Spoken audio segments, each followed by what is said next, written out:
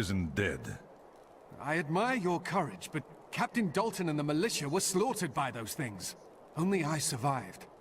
That will not be my fate. 2 years is a long time in video games, and it's rare that a release so far out from its original incarnation can generate a lot of excitement. However, Blizzard's constant improvements and adjustments have led to a stellar port of Diablo III on the new next-gen consoles. Having played both the PC and the PS4 versions, I can quite gladly say that this is an ideal way to play it for the first time, or if you're playing it again. On the PS4, the richly imagined world of Diablo III is a visual treat, and I think it hits all the requisite buttons for an epic fantasy world. Okay, the cliched and predictable story might not keep you hooked, but the finely tuned character progression and loot system certainly will, and in the months since the PC original release, there have been hundreds of tweaks that have resulted in a fast-paced levelling system and a great equipment gathering system. The crux of the expansion pack is Act 5, which is a fully realised and a whole new part to the campaign. It basically picks up shortly after the end of Diablo 3, which I won't spoil for you. As you might expect from such an appendage, the tricky part is for Blizzard to make this brand new 5th Act feel just as compelling as the original game. And in my opinion, they certainly have. One of the best new additions to the game is the new Apprentice mode, which basically pulls the stats of low-level players up to a competitive tier with their friends. It then alters the monsters to fight appropriately to make them challenging enough for both levels. Apprentice mode was a great new addition and alleviated a lot of the frustration I had playing the game previously in multiplayer, as me and my friends were able to play a part of the game even when one of us was a far higher level than the other, and still enjoy it. One of the complaints with the original PC game was that legendary items hardly dropped at all, and that a lot of the items you got weren't class specific for your character. But I can happily say that drop rates for these items now have been elevated, and most pickups you get are targeted towards the needs of your class. Another great new addition is the clever gifting system, which adds a satisfying new social wrinkle upon the game. If you get a piece of legendary gear, sometimes you can also acquire a gift item, which is targeted for someone that's on your friends list if you've played with them previously. This way you can send it to them in-game, and the next time they boot up the game they get a pleasant surprise in the mailbox. Even though the Ultimate Evil Edition includes the Reaper of Souls expansion in Act 5, the real value in this comes from the new Adventure mode. This is basically an endless experience which throws high density monster groups at you in surprisingly new configurations and demands that you take out bounty targets to receive big experience and new rewards.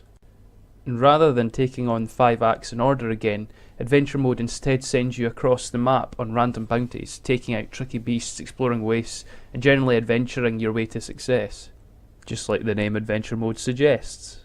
And it's a great addition for those who don't want to have to fight through the game in linear fashion once again. Once it's completed, it basically mixes it up enough to keep you interested in the end game of grinding for all those legendary items, and you don't feel the same level of fatigue setting in. It's definitely my preferred way to develop the main character's post-level cap Paragon levels, and as well to build up new alternatives and take them into fighting new monsters. But I do feel as though Blizzard missed out on an opportunity by keeping Adventure mode locked until you complete the game for the first time. And I'm sure hardcore players coming over from the PC would have liked to jump right into the best version of the action, but must instead push through the slower paced story again. On the plus side though, the PS4 version of Diablo 3 looks phenomenal in my opinion, and it has a level of polish and flashing magical effects and grim backgrounds that are really approaching the highest end on the PC quality. Control wise, direct control of your hero with the sticks feels far more engaging and rewarding than just endlessly pointing and clicking with a mouse. The console versions also have an exclusive move in form of a dodge, where you move the right stick to dodge out of the way and get out of danger fast, and this is a really welcome addition.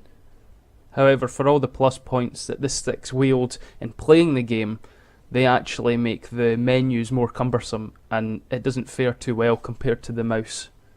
This is just my opinion, of course, and a lot of people may actually prefer the inventory management through the radial menus on the console. I mean, don't get me wrong, it's functional, but I just find it a little clunky when comparing it to switching screens on the PC version and trying to manage multiple items. And given that this is a game all about loot management and it's so central to the experience, I just feel that the console system's a bit subpar compared to the PC version, and that the mouse pointing and clicking options remain superior.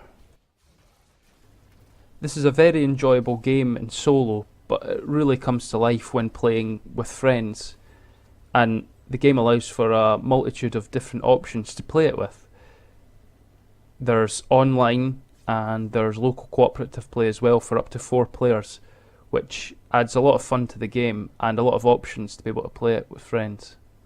And in fact, the percentage of time that I played this game solo is probably about 10% compared to the 90 that I played with friends, because I just enjoyed it so much more when I had some friends with me.